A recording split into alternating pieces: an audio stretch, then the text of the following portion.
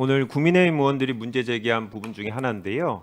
후보자가 2009년 당시 노회찬 전 의원이 운영하는 연구소 출판 기념회에 참여해서 이제 후원금을 기부했고 당시 법원으로부터 구두 경고 받은 일이 있다라고 합니다. 당시 노회찬 의원은 현직 의원이 아니었죠? 그렇습니다. 예, 전 의원이었고 원래 개인적인 친분이 있으셨던 분인 거죠? 네, 인천적 민주노동연맹을 하면서 네. 알게 된 저입니다. 얼마나 후원하셨습니까? 당시 출판 기념회에서 후원하신 금액이 얼마나? 30만 원입니다. 30만 원이셨고 그 전에 이제 아버님하고 배우자의 상이 있어서 그때 혹시 노회찬 의원이 문상을 오셨습니까? 그렇습니다. 같은 해였습니까? 제가 말씀을 좀 올리겠습니다. 노회찬 전 의원께서 운영하시는 연구소의 출판 기념회가 열리게 한 달 전쯤인 2009년 9월 28일에 제 아버님께서 돌아가셨습니다. 그리고 그 후로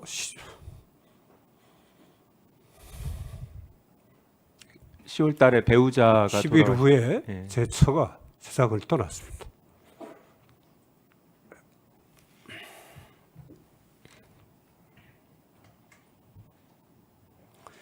노회찬 의원께서 두 번 모두 문상을 놔주셨고, 그래서 제가 그 출판 기념회에 가게 된 것은 그 두 차례 문상 와주신 것에 대한 답례로 가게 된 것입니다. 그러니까 예. 법원 행정처에서도 그런 점이 인정이 되어서 징계를 이 사안은 징계 사안이 아니라고 확인을 했습니다. 구두 경고는 징계는 아닙니다. 네. 그렇게 해서 다만 제가 너무나 그 어려운 상황에 있어서 여러 가지 살피지 못한 점은 있는 것 같습니다. 그래서 당시 법원장께서 김희수 전 재판관께서 법원장이셨는데 법원장께서 주의하시라는 그런 말씀을 구두 경고를 해주셔서 제가 흔쾌히 수용을 하고 그 이후로 저희 처신의 하나의 지침으로 삼았습니다. 네. 그러니까 이제 본인도 되게 큰 아픔을 겪으셨는데 이제 노회찬 의원도 낙선 이후에 그 연구소에서 하는 이제 출판 기념회 공식적인 정치인에 대한 후원금이 아니고 그렇습니다. 네, 그 연구소에 대한 후원금으로 내신 거였는데 2009년도 배우자 사별하셨는데 그 이후에 재혼은 안 하셨나 보네요. 네, 못했습니다. 네, 아들 혼자를 계속 키우셨습니까? 그렇습니다. 네, 뭐 많이 힘드셨을 것 같은데 어떠셨습니까? 네, 혼자 사는 사람 많은 분들의 겪는 어려움을 겪고 있습니다. 더하세요. 네. 인천 지역에서 노동 운동을 하셨어요. 네, 당시에 80년대 학생 운동 하시던 분들이 졸업한 이후에 노동 운동, 빈민 운동, 농민 운동 이렇게 참여한 분들 많을 시절 아니었습니까? 아주 많았습니다. 네. 근데 이제 그때 같이 활동하시거나 아니면 비슷한 활동하시던 분들 중에 보수 정치권에서 활동하시는 분들도 있는 거죠. 아까 위원장님 말씀하신 김문수 의원님 같은 분, 장관 같은 경우에 꽤 많이 있습니다. 예. 당시에 뭐 학생운동, 노동운동을 하신 분들이 정치적으로 편향돼 갖고 한쪽에만 지금 우리 사회에서 활동하고 계신가요? 그렇지는 않습니다. 네. 본인이 과거에 대학 졸업 후에 노동운동에 관여했다고 해서 그동안 했던 판결이나 앞으로의 판결에 편향적일 수 있다라고 생각하십니까? 아까 말씀드린 대로 헌법이 담고 있는 가치 그것을 입각해서 법률을 해석 적용하는 그런 방식으로 재판을 해왔습니다. 네. 그런데 이제 오늘도 보면 노동 문제에 대해서는 되게 전문성을 가지시고 관심도 많으신 것 같은데 그러면 반대로 노사 문제가 있을 때 사측에서는 우리 후보자가 사회적 약자라고 노동자를 보고 노동자에만 유리한 판결을 내리지 않을까 우려할 것 같은데 어떠십니까? 꼭 그렇지는 않습니다. 꼭 그렇지는 않고요. 그런데 근로기준법 등 노동법이라는 그 법률이 기본적으로 근로자가 종속적지에 있다고 보고 그 종속적지에 있는 근로자를 보호하는 것이 말하자면 평등하고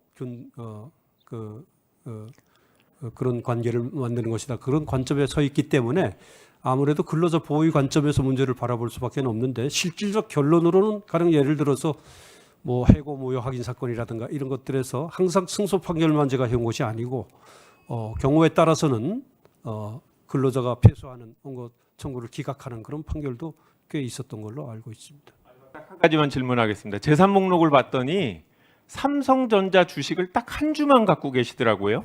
이유가 뭡니까? 그것은 하도 제가 재산이나 이런 거에 관심이 없으니까 어떤 친구가 저 주식 투자를 해보라면서 앱을 깔아주면서 그걸 했던 취득한 주식 한 주입니다. 뭐 기업에 대해서 적대적인 생각을 갖고 있거나 뭐 자본주의에 대한 뭐 불인정이라든지 뭐 이런 태도는 아닌 거죠. 저는 기업을 운영하고 많은 사람들을 먹여 살리는 그런 사람들을 항상 높게 평가하고 실제 조정 과정이나 이런 과정에서는 그런 저의 생각이나 이런 것들을 표명을 하고 말씀을 드렸던 기억이 있습니다. 네, 10초가 남았으니까 한 가지 마지막으로 물어보면 다른 후보자들은 헌법재판소에 근무한 경험도 있는데 후보자는 직접적으로 헌법재판 관련 경험이 없습니다. 전문성이 부족할 수 있다는 우려에 대해서는 어떻게 생각하십니까? 저도 원했었는데 헌법재판소에서 근무하는 것을 저도 꽤 원했었는데 받아들여지지 않았습니다. 수고하셨습니다. 후보자께서 사모님과 사별하고 아들과 지금 살아가신다. 오늘 그 아드님이 이 청문회 내용을 생중계를 시청하셨다고 하면은 우리 아버님이 굉장히 훌륭한 분이다. 이런 생각을 하셨으리라고 저는 생각합니다. 그리고 특히 이 노동운동을 하셨던 분이 기업에 대해서도 좋은 생각을 가지고 있는 것은 오늘날 가장 적절하다고 생각합니다. 물론 노사 간의 문제는 공정하게 돼야지만은 지금 보십시오.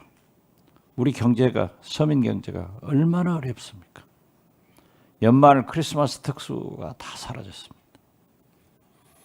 도대체 식당이고 골목이고 중소기업이고 대기업이고 다 어려울 때 헌법재판관이 만약 되신다고 하면은 그러한 서민은 물론 대기업까지도 살기 좋은 그런 나라를 만드는데 공헌해 주시고 저도 딸 둘하고 삽니다. 다 출가를 했지만은 동병상련의 그런 감회를 느낍니다.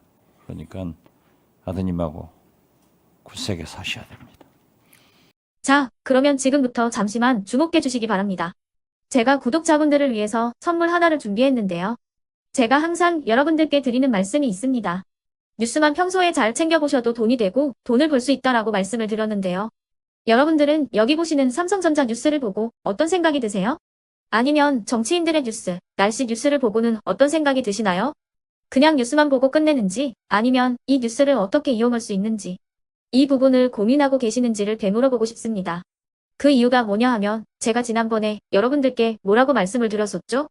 지금은 반도체 섹터를 눈여겨보셔야 한다고 말씀드렸습니다. 그리고 나서 이런 썸네일들 뉴스를 통해서 많이 보셨을 겁니다. 반도체 내용이 이슈가 됐을 때 부자들은 어떻게 생각한다? 반도체 관련주들은 뭐가 있는지, 어떤 종목이 가장 좋은지, 어디에 투자해야 돈이 몰리는지 자연스럽게 생각한다고 제가 말씀을 드렸죠.